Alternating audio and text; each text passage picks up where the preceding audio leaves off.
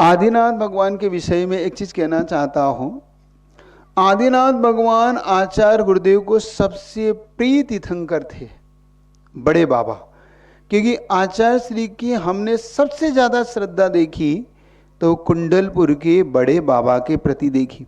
और हमने ये भी देखा कि जहाँ जहाँ गुरु जी को बड़े बाबा मिल गए, चाहे उन्होंने देखो, उन्होंने अमरकंटक में आदिनाथ भगवान बिठाए, उन्होंने कुंडलपुर में बड़े बाबा के रूप में आदिनाथ भगवान बिठाए, उन्होंने जहाँ जैसा भी हुआ, पंचगणकों में बड़े बाबा आदिनाथ भगवान की मूर्ति को वो सबसे ज़्यादा संस्कार देते थे विधिनायक के रूप में। तो आदिनाथ भगवान हमारे पर उपकारी भी हैं और आदिनाथ भगवान का हम सब पर बहुत उपकार है। तो आने वाली 17 तारीख को बड़े बाबा के रूप में हर व्यक्ति का कर्तव्य है कि आदिनाथ भगवान का वह दिवस किसी को नहीं भूलना। हर व्यक्ति को उनका निर्वाण महोत्सव मनाना है, वह भी बड़ी धूमधाम से भक्तामा रचना इत्यादि करके अथवा निर्वाण महोत्सव मना के आदिनाथ भगवान का भक्तामार पाठ वगैरह करके करना है ना, करना है।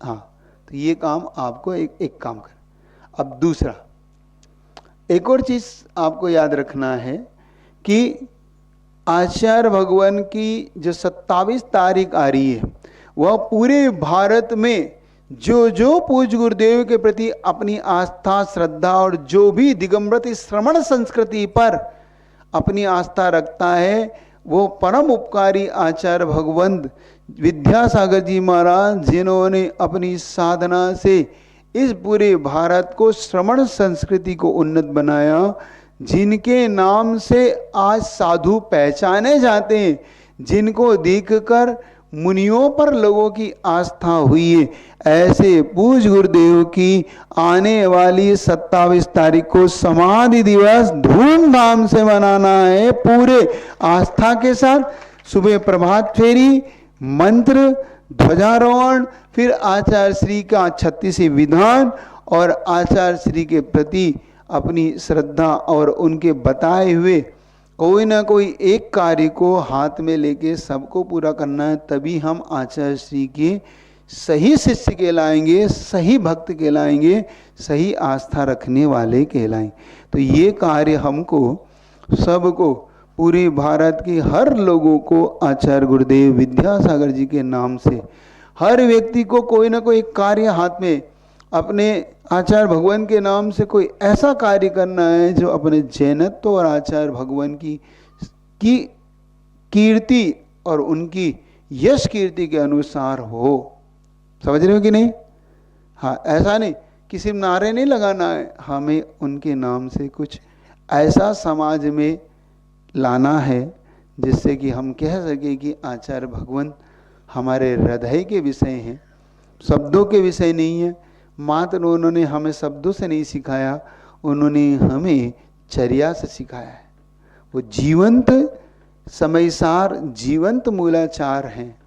गुरुजी पूज्य गुरुदेव जब तक जिए, जिन शासन के लिए जिए और दिए भी प्राण तो जिन शासन के लिए ही दिए।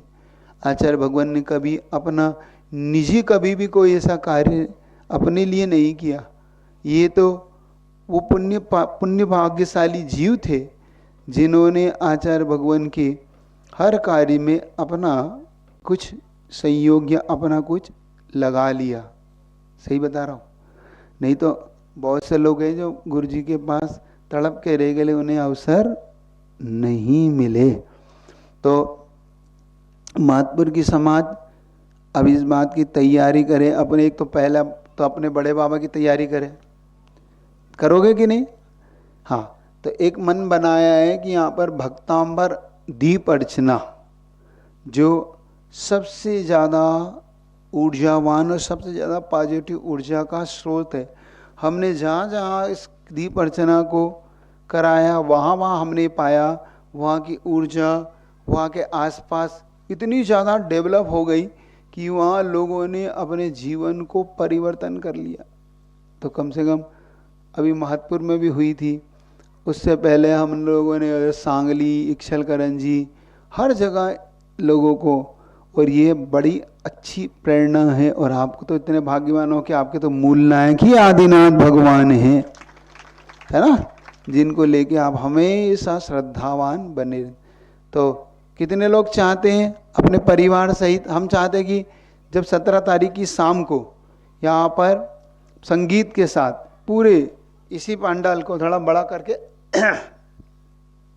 कितने 100 घर है ना, और आसपास जितने भी, उन सबको एक एक परिवार एक एक पर्सनल मंडला लेके और बड़े धूमधाम के साथ पूरी बड़े बाबा की जाप के साथ और पूरी ऊर्जा के साथ आपको ये भक्ताम दिनचर्या परिवार के हर सदस्य को उस दिन बिठाना है। और कम से कम 4-5 घंटे लगते हैं उसमें। शाम को 6-7 बजे शुरू होगा, 10-11 बजे पूरा हो जाएगा। ठीक है, करोगे कि नहीं?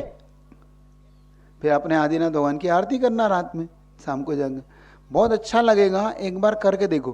फिर आप जो सोच रहे हो कि हमारे घर में आपत्ति आती, कोई भी आती है, तो ये बहुत अच्छा साधन आपको मिल जाए।